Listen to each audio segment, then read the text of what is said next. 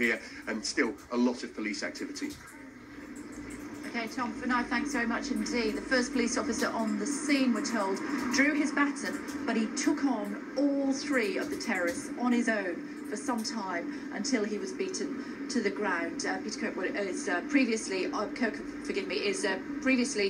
the Met. Must be very proud of him. I know he's British Transport Police, one of your own though. I'm very proud of all the police officers that are serving at the moment. The police service is in crisis as a result of the cuts.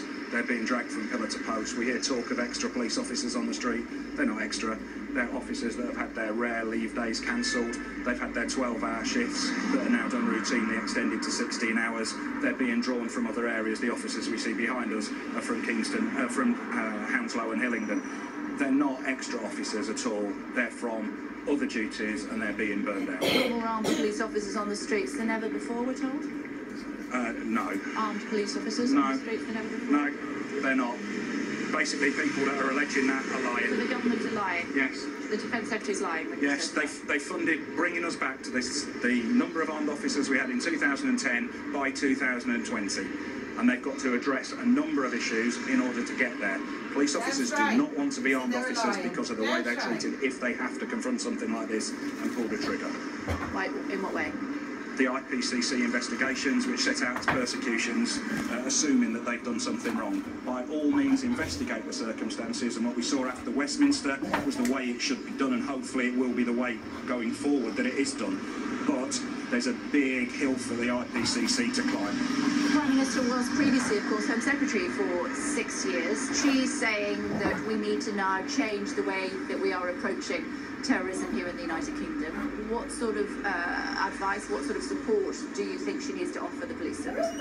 I heard her speech and she raised 4 things that needed to change. She missed the most obvious, urgent one, which is to deal with the cuts to ordinary policing. Yes, all those other things that she said, long-term impacts and all the rest of it, yes, they're all valid. But what needs to be done, and it needs to be done immediately, is reverse and stop and reverse the cuts to ordinary policing. They're needed in intelligence gathering from communities. They're needed in monitoring those 23,000 very low-level people that are, inverted commas, known to the police and security services in their communities to see whether they're coming and going, whether things are getting worse or they're getting more and more agitated.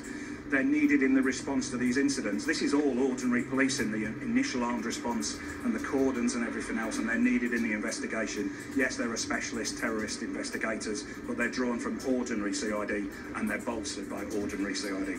You said that people don't want to be police officers anymore, so how do you start to recruit them then, even if the Prime Minister and her team say, OK, that's the way we're going to go? The first thing she could stop, and she could stop it tomorrow, is her bad-mouthing of police. If you look in the Tory... I don't think she did that today, did she?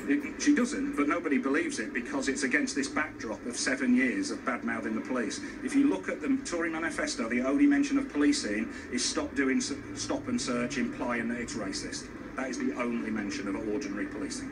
And just to clarify, you say that the government is lying about the number of armed police officers that are on the streets of the United Kingdom? Yes, in 2010 we had 1,000 plus more. They've got a plan in place and they've said they've funded, not totally, but they're part funded, bringing that up again by 2020. We are not there yet. We saw a brilliant response in London here last night. We saw it in Westminster a month or so ago. We saw it in Manchester a couple of weeks ago. If this had happened anywhere else, you would not be seeing that response. It is threadbare elsewhere in the country. Okay, good talk.